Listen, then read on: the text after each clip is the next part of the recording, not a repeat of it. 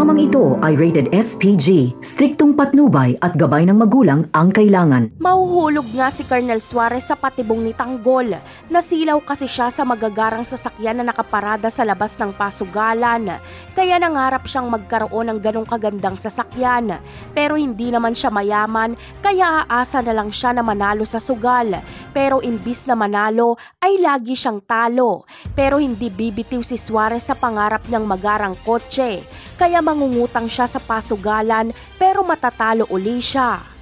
Kaya naman malulubog sa utang si Colonel Suarez at dito na magpapakita sa kanya si Tanggol. Kakausapin siya nito at hihingiin na bigyan ni Suarez ng proteksyon ng pasugalan nila Tanggol. Kapalit nito ay bayad na si Suarez sa kanyang utang at bibigyan pa siya ng malaking pera ni Tanggol. Makikita ni Suarez sa mga kaibigan ni Tanggol na mga pugante kaya hindi siya papayag sa gusto ni Tanggol. Ngunit papangakuan siya ni Tanggol na bibigyan siya ng magarang sasakyan kapalit ng proteksyon ng pasugalan. Dito ay papayag na si Suarez dahil pangarap niya talaga ang sasakyan na yon. Magiging tauhan ni Tanggol si Suarez. Hawak niya na ito sa leeg at kapag hindi tumupad si Suarez sa kanilang usapan ay ilalabas nila Tanggol ang CCTV footage na lulong sa sugal si Suarez at malaki ang utang nito.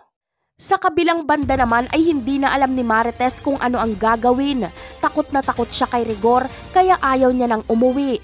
Baka kasi sakta na naman siya nito.